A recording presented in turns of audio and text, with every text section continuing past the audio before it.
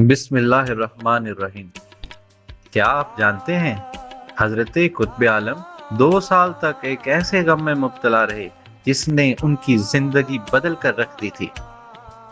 آپ کے مشرق کریم حضرت چراغ حق نما کے وصال کے بعد حضرت قطب عالم پر سلسلہ شریف کی تمام ذمہ داریاں آ گئیں۔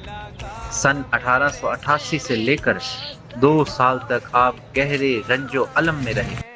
بظاہر سب کچھ موجود تھا، مگر ایک مخلص ساتھی اور رازدار کی کمی شدت سے محسوس ہوتی تھی۔ لیکن پھر سن 1890 میں قدرت نے ایک ایسا انمول تحفہ عطا فرمایا جس نے نہ صرف اس خلا کو پر کیا بلکہ دین اسلام کی تبلیغ و اشاعت میں نئی روح پھونک دی۔ یہ تحفہ اور کوئی نہیں بلکہ ایک مایا ناز شخصیت حضرت سید شیر محمد گیلانی قادری فتح پوری رحمت اللہ تعالی علیہ۔ حضرت شیر محمد نے اپنے پیر و مرشد کی خدمت اور مشائخ کی تعلیمات کو عام کرنے کے لیے خود کو مکمل طور پر وقف کر دیا۔ ہر میدان میں حضرت قطب عالم کے دست و بازو بن گئے، یہاں تک کہ ان کی محبت اور قربت کے بارے میں کہا جانے لگا: دو تن اتوں ہکو من وچوں آسن مثل رانجے ہیر بیری۔ یہ تعلق صرف محبت کا نہیں بلکہ روحانی ہم آہنگی کا ایک نادر نمونہ تھا۔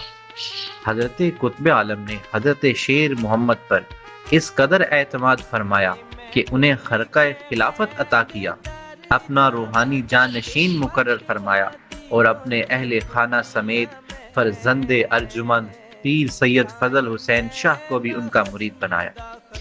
روایت کے مطابق حضرت شیر محمد کی بیعت سے پہلے حضرت قطب عالم کے عقیدت مند محدود تعداد میں تھے، لیکن جب حضرت شیر محمد نے اپنے مرشد کی شان میں مظلوم پنجابی خطوط تحریر کیے جو بعد میں مکتوبات عشق کے نام سے مشہور ہوئے، تو حضرت قطب عالم کی شہرت پنجاب، بہاولپور، سندھ اور ہندوستان کے مختلف علاقوں تک پھیل گئی۔